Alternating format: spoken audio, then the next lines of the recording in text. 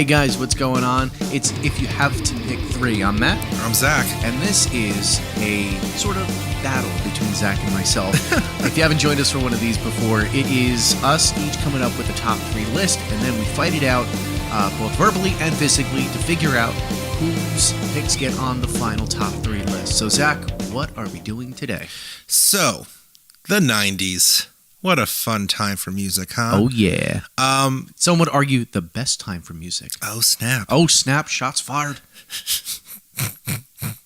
That's funny. But 1994, one could argue, was a really awesome year for music in particular. And given that 2019 marks 25 years since 1994 happened, a lot of albums are celebrating that golden milestone. So we thought it'd be really fun to acknowledge the best albums that came out in 1994, albums that are celebrating 25th anniversaries. Yeah, what a way to feel old. Yeah. So, Matt, do you mind if I go first? Go ahead. All right.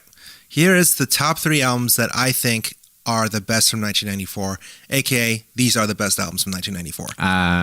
Yep. I don't know about that. This is a fact. Go to Wikipedia. Look it up. Fact. There is no fact that says Fact. Zack's picks are the best. Fact. Fiction. We should just do a podcast where we would just go back and forth with fact, fiction, fact, fiction. Banana. Purple. Tallahassee. I can say words too that mean nothing. Fact. Anyway.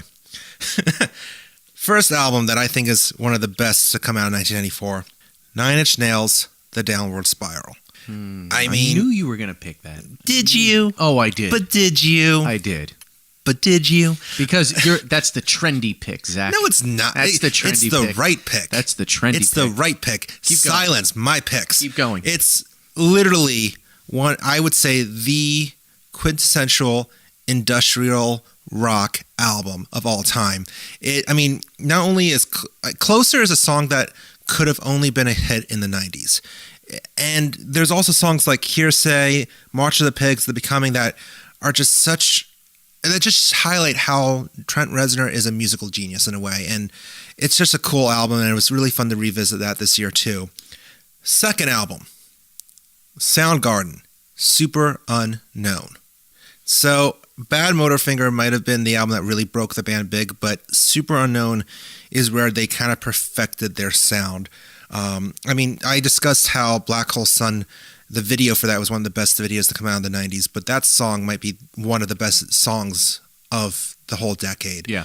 Beautiful. One of the best ballads in rock. Even songs like The Day I Try to Live, it just captures how amazing Chris Cornell was as a singer. And Head Down was such a weird, eerie song, in a way still complements the heavier moments on the album. So I just think that really just captures I think that's the best example of what Soundgarden is. Super Unknown. The third and final one of the best albums from 1994, Green Day, Dookie. Now, the first... If this wasn't on either one of our lists, I'd be shocked. This one I knew was going to be on probably both our lists. Mm-hmm. So first off, let this sink in for a second. Green Day Dookie turns 25 years old this year. You've been listening to When I Come Around for 25 years. Oh, my Lord. It's kind of hard to believe it's 25 years because, in a way, if you actually re-listen to it, it still sounds youthful. It still just sounds because it's a recording, vibrant. Zack. It's a recording. But it's aged so well, though. It really is still one of the like best. A stinky cheese. It's like it really is the perfect pop punk album. And Basket Case, I was listening to it, came on the radio again recently, and it's still a great song. Mm-hmm. But then there's songs like Coming Clean and Chump that are just really underrated. It's an album that it could have been made today and still have been successful. So to recap my picks, 9 Inch Nails, Downward Spiral, Soundgarden, Super Unknown, and Green Day's Dookie, aka the perfect three. I wouldn't say the perfect Fact. three. All right. So let's hear your fiction. Oh, you. We're so saucy. You are being a sassy bitch on this one. That's my name. Well, so let's kick this off with one of the best live albums of all time. Whoa, you're going with a live album. One of the best live albums of all time. One of the biggest FUs to the record industry. Nirvana's Unplugged turns 25 years old. Wow. Well, first off, let that sink in, and that's that old. Yeah. So how can you not, on your list, take one of the biggest, if not the biggest band of the 90s and say that their most epic of performances is not on your list? This is why your list is not perfect. This is why your list is not curated. So hold on, this perfection. I'm going to make a suggestion. Move on to your next two because we're going to fight this particular one out as to why it should not be on the list. Oh, yeah, okay. Yeah, I went there. So what's your second pick? Second pick. Well, oh man, if we really want to fight, man, I'm going to throw this one on there then. The best indie selling album of all time, The Offspring's Smash. Ooh. Yeah. I forgot that turned 25 years old too. Yeah. So you didn't curate. No, I still think I'm still the superior list, but why that album? That album because the energy and because with Green Day's album Dookie, that's pop punk at its. I will say that's pop punk at its finest. Absolutely. This is 90s punk at its finest. This is pure on high energy, angsty youth punk music. Everything that punk should be. And the mere fact that they did it on an indie label at the time. Epitaph, right? Yeah. Yeah. On an indie label. The best-selling indie album of all time. What does that say about that album? That is insane that up until this day, considering almost everything now is indie, that is still the best indie selling album of all time. That's kind of crazy. Okay. Number 3. I am going to go with one completely off the reservation. Oh, so you decided not to go Green Day's Dookie because you're sore that I went first and chose that one. Oh, no, because I'm going to go with what everybody in college was listening to back in 1994. I am going to go with the Radiohead before Radiohead. Oh, yeah. The trendiness before Radiohead. I'm going to go with the Dave Matthews Band, Under the Table and Dreaming. What? Yeah. What? Wait. How are they the Radiohead before Radiohead? Because they were... That alone should eliminate this pick. No. Yes, no. But continue. They, with the Dave Matthews Band, with this particular album, they released some of their most iconic songs of all time. What would you say? Satellite, Ants Marching, Warehouse, Lover, Lay Down. Things that are still standards in their set to this day. And this album, I believe, went diamond. 10 times platinum. Wow. So, yeah. If that doesn't indicate that this is one of the biggest albums in the 90s, I don't know what does. So repeat your top 3. My top 3, in no particular order: Nirvana's Unplugged, Soundgarden. You don't even remember. Oh, Soundgarden makes the final. No, it's official. Because I have some other ones. I didn't just have 3. The Offspring's Smash and the Dave Matthews Band, Under the Table and Dreaming. Now, since I did mention I did have some honorary mentions. Well, hold on. Do we want to finalize our top 3 first? No, let's just. You want to go honorary mentions? No. Let's have the rest. Have their moment here, and then we'll get to the final list. Yeah. Okay. So I'll just wrap my fist up now. All right. Tape it up now, getting ready for the fight. So I did have Soundgarden, Super Unknown. I did have Green Day's Dookie. I also had Bush's 16 Stone. Okay. And fun fact, when I was doing research for this, it's not 16 stones. It's 16 stone. And stone is a weight of measure. And it's a measurement of weight. There we go. That's what I meant to say. Nerd. Yep. But if you... I did, in all my years of listening to this album, I never thought of it that way. But then if you take 16 stone and convert that to pounds, that's 224 pounds. Fun fact. Who knew? So that math lesson was brought to you by Matt Gamba. Yeah. But be that as it may, I mean, you talked about the other 2 albums just to give Bush a little bit of love here. You really forget how many songs came off of 16 Stone. Everything Zen, Little Things Come Down, Machine Head, Glycerine, all the big songs from Bush, I mean, came off of their debut, which is insane to think about. Any band that has that level of success so early in their career, I mean, that's truly a testament. Like with Pearl Jam and the 10 album, every single one of their songs on that album is a single. Like, that album is epic. I would put Bush's 16 Stone right up there. But Be that as it may. I mean, do you have any other honorary mentions you want to? Because that was the last There's one two that I kind of want to bring to attention. Go ahead. One is Korn's self-titled debut. Yes. I think it's really easy to, because nowadays you kind of think of them as just a radio nu metal band, NU metal band. But it's easy to forget how unique and different that self-titled album was when it came out.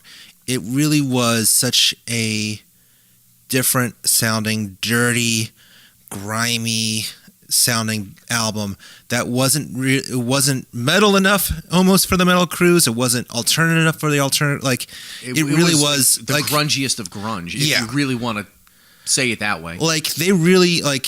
It's almost kind of unfair to loop Korn into so much of the metal crowd when they were doing something so alternative at the time. And that, I mean, it really is a cool album that still sounds fun to this day to kind of revisit. And then the other album is Dream Theater's Awake. Now, I'm not a Dream Theater fanatic or even a progressive music fanatic like a lot of people out there, but Awake was a pretty cool album that saw them actually try to do not radio-friendly songs, but some songs that people who might not have the stamina for an 8-minute instrumental to actually be able to enjoy. You don't have that? Yeah, Call Me Crazy. But then there was actually some really cool, heavy moments on that album that I don't think Dream Theater really got enough credit for. Because I think Images and Words is really the first album that, and rightfully so, because that album's phenomenal. That album is incredible, whether you're a progressive music fan or not. That still holds up, but I think Awake doesn't get enough credit for the chances that they were taking at that time. I mean, for them even trying to create radio-friendly songs, like just looking at it real quick, Caught in a Web was their biggest song off that. Yep, 5 minutes, 28 seconds.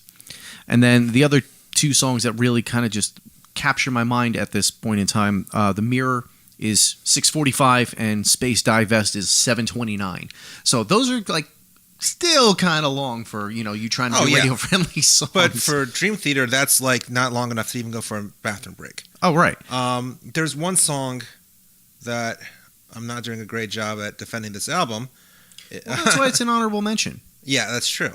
Maybe Lie. Okay, Lie. Yeah, it was Lie that I just thought was really, that stood out as well. Yeah, 6.5 minutes. Yeah, which is short for them. Yeah, I mean, the entire album ranges from like the latter part of 5 minutes all the way up until 11 minutes. Yeah. So yeah, radio friendly, not so much, but for Dream Theater, yeah, hey, good shot. Yeah. All right. So to recap, though, the final six. The final six, in no particular order: Mind War, Nine Inch Nails, The Downward Spiral, Soundgarden's Super Unknown, and Green Day's Dookie. Nirvana's Unplugged, the Dave Matthews Band, Under the Table and Dreaming, and The Offspring's Smash. Okay, so first off, get that Unplugged album off of this list. Oh, please tell me why. Because it's a live album. Okay, but how many live albums do you know of that A, sold as well as this one, B, for not having their hit songs on here, they sold, like I said, they just sold the hell out of this thing. And on top of it, the performance and knowing that this was one of the last times that you're ever going to hear Kurt Cobain's voice recorded and one of the last times that they're going to be performing together. I'll give you the last times performing together part, but last time recorded, they keep finding new demos and new lost recordings. Right, their demos and lost recordings are not complete songs. They're not complete ideas. They were that way for a reason. Even MTV and the people who did this they just knew that this was something that they had to put out there because even though they had to put it out there because Kurt Cobain passed away, and there was a chance to make money off of it. Right, but this was a no-brainer. Right, but this was them. Like I said, they gave a big middle finger to the industry, and the industry turned around and said, "Okay, we're going to concede." So he made the industry that breaks people on a daily to try to make money. He broke them, and they and the band made money, giving them the middle finger and doing what they wanted to do. No other album on this list makes that stand. I don't know about that. What other one? I think you can. Downward Spiral should not have been as successful as it was if you given how going back to just grimy. I mean, to me, Downward Spiral almost defines what alt rock in the 90s was. It was actually challenging the system. I mean, you're telling me that Closer, that song alone, was a standard kind of hit? But the album was made for the sole purpose of being released. This one was a performance to say, I am not doing what you want me to do. I am doing it because it's what I want to do. No, it was made because, hey, we have a taping on MTV. Yes, we have so let's do that. Right, let's have fun. No. Yeah. They wanted him to do his hits, and he didn't do the hits. He did covers. He did the B-sides, and that was it. Every other album on this was made for the purpose of trying to make money, trying to make a name for yourself. Nine Inch Nails? You're telling me Trent Reznor released an album because I just want to release an album and I hope that it doesn't go anywhere. I'm not saying he hopes that he doesn't go anywhere, but he definitely if he wanted to just make millions and make a name for himself, he would have just done Pretty Hate Machine Part 2, which was, that's the thing, this Nine Inch Nails evolved into something that should not have been a mainstream hit, that should not have led to selling out arenas around the world. I mean, if they wanted to play it safe, like I said, they would have gone with the more synth pop sound that they kind of started with, or synth rock sound, I should say, that they started with the first album. But instead, they went down a grimier road, and their minds, I mean, granted, part of it was because they were so hyped up on drugs that they didn't even really know what they were. But part of it was also you know what? If this does well, awesome. If not, oh well. It did, and it was just a fluke. It was a sign of the times that, you know what? That kind of gusto paid off in the 90s, whereas today it really couldn't. I would say it's an evolution of the band's sound at that point. Granted, like you said, they're hyped up on drugs and all that at the time, but it's still an evolution of sound. And it was made because it wasn't made in defiance of anybody. It wasn't Trent Reznor getting in there and saying, I'm doing exactly what I wanted. Well, he did do what he wanted to do. Yeah, he did exactly what he wanted to do. But the album was made to be released, and this is what he wanted. This is not what MTV wanted. This is not what anybody wanted. Hold on. I feel like this is the reason why Unplugged shouldn't even be on this list. We're trying to highlight albums that were supposed to be released. This was like an afterthought. In fact, if Kurt Cobain was alive that year, or so if this comes off as insensitive, sorry, but if he didn't pass away, if he was still alive, the chances of this album even coming out were probably unlikely. He probably wouldn't even want this album to come out. Oh no, he would have wanted it to come out. I think he would have wanted it to come out because then this is him making his stand against everything that people wanted him to do. But I feel like we don't know that for sure. He did the performance the way that he wanted it to, and the mere fact that he did it the way he wanted it to, and this was something that was probably going to be recorded and maybe would have seen the light of day. You know what?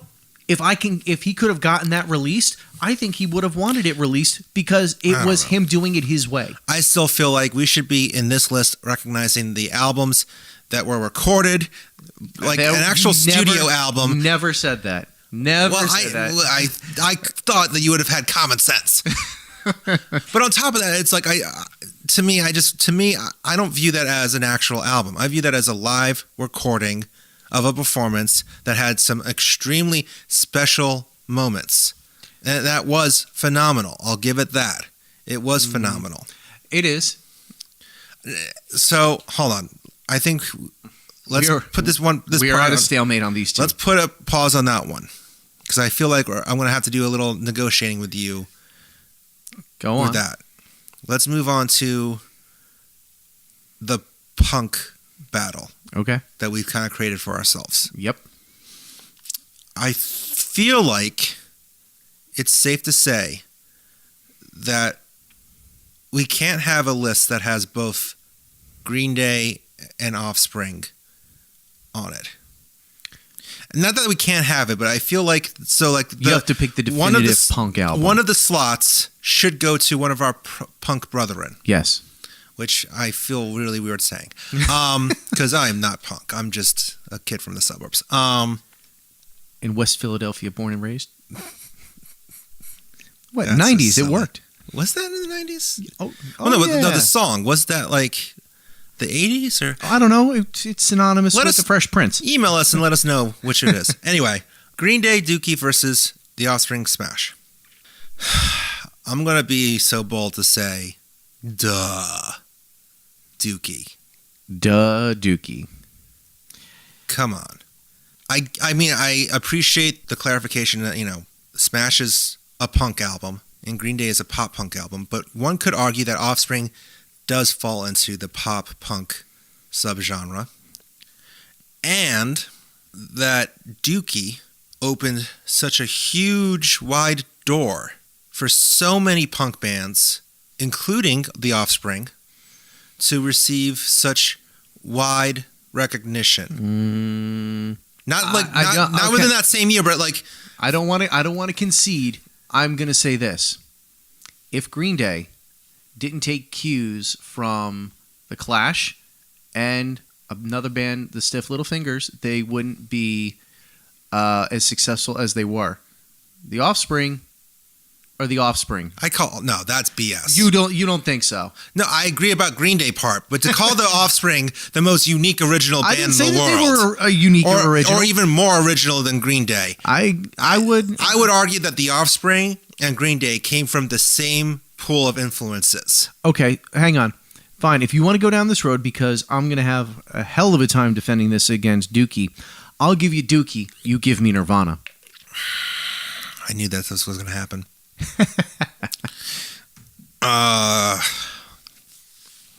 You jerk. Nirvana. Are you practicing how to say Nirvana? It sounds like you're like unsure that you're pronouncing the it clearly. 90s. You're telling me that Nine Inch Nails is bigger than Nirvana in the 90s. All right. You gave me one deal. I'm going to make a counter offer. Go on. To tie this into a bow, here's how I propose the top three look. Go on. Green Day's Dookie. Okay. Nirvana's Unplugged album. Okay. To shut you up. And Nine Inch Nails. Oh, the Downward Spiral. No. Yes. No. So you're completely eliminating the Dave Matthews Band. Yes. And you're eliminating Soundgarden. As painful as that is. No way. One of those other two need to be on here. Nine Inch Nails, as great as that album is, I don't think that it's one of the best of the 90s.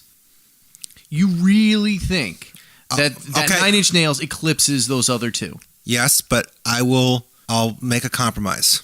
In that third slot, Soundgarden's Super Unknown. Because I can contest to that. The grunge movement was so huge in the 90s. And in 1994, Soundgarden released the ultimate grunge alternative rock album. They released the most alternative grunge album in 1994, not of the 90s. No, not of the 90s, of 1994. I don't know. Because, I'm sorry, I actually really do appreciate Dave Matthews Band. But we're talking about an album that might have helped get them on the right foot. But a good chunk of their hits didn't come until later in the 90s. I would completely disagree with that. Like, what songs were on that album? Okay, so what would you say? Satellite. Hang on. I will get you. Sing me the chorus of the biggest hit off of that album. Oh, I am not singing. Or hum it, like just so I can, because I can't. The titles don't ring any bells, which I think should speak volumes right there. Really? Yes. Well, okay, hang on. Yes. First off, I'm not going to sing because I'm a terrible singer. No way. I will tell you. What you say? Is that one of the songs? Yes, that's is that one of the. Which song is that? What would you say? Wonder what you say. Yeah, that's what would you say. What other song? Satellite. How does that go? Satellite in my eyes. Da, da, da, da, I don't know. That doesn't. Come on. No. Oh, you uncultured individual. I like Dave Matthews Band. I might even see them this year when they headline See Here Now Festival in Asbury Park. And you are going to hear a lot of these songs live. Ants Marching was another one. I keep hearing that name. I don't know how that goes. I'm standing by my offer. Nirvana's Unplugged, Green Day's Dookie, and Soundgarden's Super Unknown. Even you admitted that you had Super Unknown on your list. I did. I did. as honorable mentions. I did. And you're really pulling out the Chris Cornell thing. Yes, I am. Because so hold on. Side note, we'll get back to us fighting like babies over here in 1 second. I keep thinking about Chris Cornell since he passed away, in like different aspects, because I think what made his passing so shocking, other than how it happened, was he was an artist who I took for granted, because he's one of those, like, Soundgarden and Audioslave got played so much that you're like, oh, I'm tired of hearing it. Like, no, not that they're overrated. It's like, I know what it sounds like. We'll come back to it later. So that when he passed away, you're like, oh my, like you think back, it's like, wow, no, his songs were a huge, like, I forgot how huge of a role they played in my life. There were a couple times that I wanted to go see Soundgarden, but then I was like, oh, I'm just too tired. Yeah. It's like, oh, they'll come back. Yeah. And like, now it's like, uh-oh. I was even talking to my wife the other day about how I am so thankful that we saw Nine Inch Nails and Soundgarden on their co-headlining tour in 2014. I mean, not only was it a great show and an awesome bill, but Soundgarden was awesome. And it was so awesome to see Chris Cornell on point in a live setting. But even then, I didn't think it was going to be the last time. I thought I'd still have many chances to see him. And I was thinking about this too, that I really wish that instead of seeing Jane's Addiction with Nine Inch Nails, I saw Soundgarden with Nine Inch Nails. Yeah. That was... you missed out. I don't mean to rub it in your face, but just knowing how special that show was. Fine, I'll give you Soundgarden. Ha-ha. Tugging on the heartstrings. Ah, you son of a bitch. Tugging on the heartstrings. I'll give you something to tug on. Black hole sun, won't you come? I feel like that song alone should make that album like a duh moment for this list. Nah, you could point to any single from this era. Any one of these singles. Black hole sun. No. Won't you come? Watch the rain away. We're not going to do that, because one of these. Do we have the rights to say, like, even just spoken word style to say? Yes, we do. Okay. So to recap, here is the final 3 best albums of 1994. Because Zack is a baby and doesn't want to fight anymore. Yes. First, we got Nirvana's Unplugged album, which the right choice. It is great. I just don't know if it should be on this list.